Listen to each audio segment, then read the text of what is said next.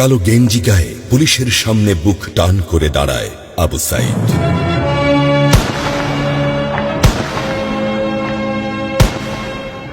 Police তাকে রক্ষা করার বদলে গুলি করে। ঠাস ঠুস কয়েকটা গুলির মধ্যে একটা গুলি লাগে তার কোমরে। খানিকটা ভাঁজ হয়ে যায় শরীর। সম্ভবত সে বুঝতে পারে নাই। ঘাড় ঘুরিয়ে কোমর দেখার চেষ্টা করে একবার, তারপর আবার আগের মতো আবার দুই হাত প্রসারিত করে সিনা টান করে দাঁড়ায়। ডান হাতে ছোট্ট একটা লাঠি। বিশ্ববিদ্যালয়ের প্রধান ফটকের পাশে বেশ কয়েকজন পুলিশ, হাতে রাইফেল, রাইফেলের তাজা গুলি, আবারও গুলির শব্দ। পরে গুলিটা কোথায় লাগলো বোঝা গেল না। তবে আবু সাইদ টলছে। পড়বে পড়বে ভাব, কিন্তু সে সোজা হয়ে দাঁড়ানোর চেষ্টা করছে। গুলি খাওয়ার আগে ফেসবুকে তার শেষ পোস্ট ছিল, যতদিন বেঁচে আছেন মেরুদণ্ড নিয়ে বাঁচুন। সেজন্যই হয়তো গুলি খাওয়ার পরও সোজা হয়ে দাঁড়াতে চাইছিল, কিন্তু পারছিল না। আবু সাইদের মেরুদণ্ড সোজা থাকলেও শরীরটা মাটির দিকে ক্রমশ ঝুলে পড়ছিল।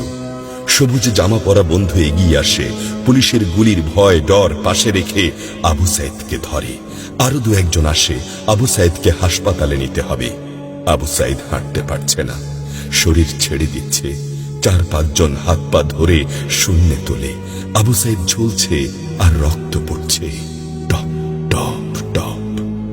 যে আবু সাইদ কিছুক্ষণ আগেও বুক চিতিয়ে দাঁড়িয়ে কোটা সংস্কার আন্দোলনে নেতৃত্ব দিচ্ছিল, সে এখন শূন্যে ঝুলছে, যেভাবে ঝুলছে মেধাবীদের ভাগ্য। রাত 10টার আগেই বাড়িতে যাওয়ার কথা ছিল আবু সাইদের। মা অপেক্ষা করছে, বোন অপেক্ষা করছে।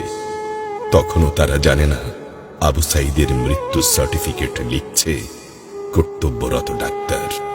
নাম আবু সাইদ, পিতা মকবুল, ঠিকানা Babanpur, Pirganj, Rangpur.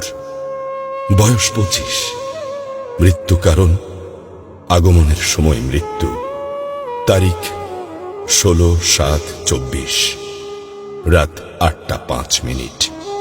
Serial number 240434, Rangpur medical college হাসপাতাল। পরিবারের একমাত্র শিক্ষিত ছেলেটা খুন হয়ে গেছে।